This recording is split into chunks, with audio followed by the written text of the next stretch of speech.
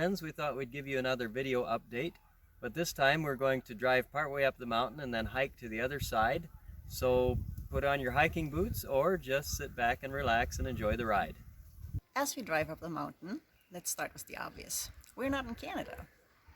As you might remember, we had planned to be back in late June to fulfill our residency requirements for OHIP, etc. But there are still no airlines flying in and out of Malawi, so that's not possible. We have communicated with the government offices about getting an extended leave, but they didn't sound very accommodating and said that they would have to reassess our situation when we actually return.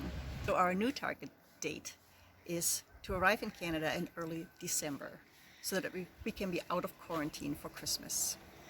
We'll see how things actually unfold. A lot of things can happen in a few months. In the meantime, we have peace about being here. This is obviously not something we could have foreseen. But even if we were in Canada right now, we wouldn't be able to speak at summer camps as we planned. So we're happy to be in our own home, where we still have a meaningful job to do, and even get to go out on a hike every once in a while. So let's get going. I remember this very starry bridge. COVID has definitely reached Malawi now. Even though our numbers are still relatively low, they're among the fastest rising in Africa, and there are deaths every day. More and more people are wearing masks, but most businesses continue to operate. Some people don't believe that corona is a serious threat. Others are quite cautious. Our city recommends that we stay home if at all possible, but few people do. So that makes ministry right now a bit of a balancing act. I don't travel much to the village anymore, but focus mostly on one-on-one training instead of large gatherings. And there is something to be said for connecting personally instead of talking to a large crowd. We did have one training here at our home with proper social distancing, since we knew we could keep the numbers low, and of course ask everyone to wash their hands throughout the day. The people we normally work with in the village don't have internet, or electricity for that matter. So meetings over Zoom are not an option, but almost everybody has access to a phone that can receive text messages. So besides calling some individuals, I have recently been working with the help of Malawians on translating the main points from our compost training into Chichewa and formatting it into tiny chunks to send to people who've attended a training.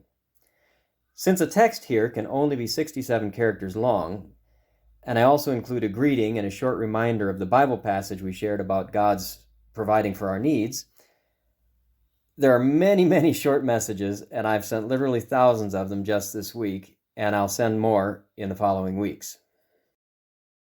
Almost there now. Gonna head over there and hike along that ridge to a beautiful lookout.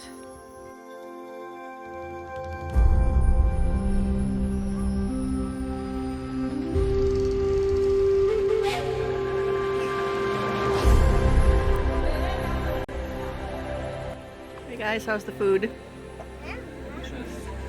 Peanut butter sandwiches have never been so yummy, huh?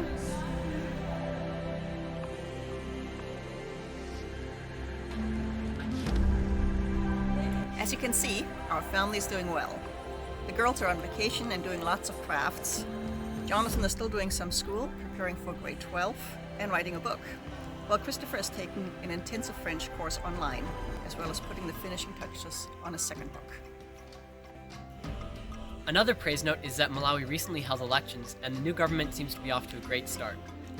The new president is actually a former pastor, and he has zero tolerance for corruption and a very clear plan for how to move Malawi forward. We're very hopeful to see what his government will do and where God is going to take our country. We have three main prayer requests right now.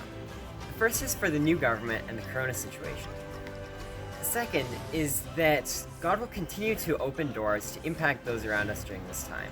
And the last is that our visa will be extended without difficulty or delay. And we'd like to add a praise report.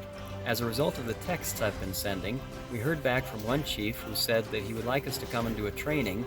We said, but what about corona and social distancing? And he said, well, you could just come and train 3 or 4 chiefs here, and they can go back and train their people. And he added, we need you here. So we're thanking God for opening up new opportunities, even in spite of the current pandemic. But before we close, let us take you back to the top one more time. When we see this vista, we are reminded of God's heart for Malawi and of the beauty and joy we see in the church here. It reminds us of the famous missionary quote, "I have seen, at different times, the smoke of 1,000 villages, villages whose people are without Christ." It was this description that compelled David Livingstone to become the first missionary to Malawi. Since then, many people here have come to put their faith in Jesus.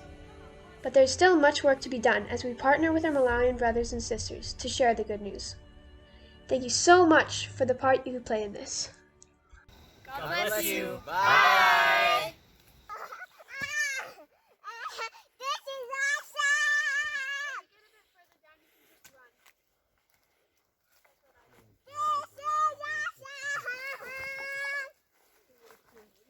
awesome. Ow. Ha ha, can I do it again? Oh no. Show me your hands. Oh no!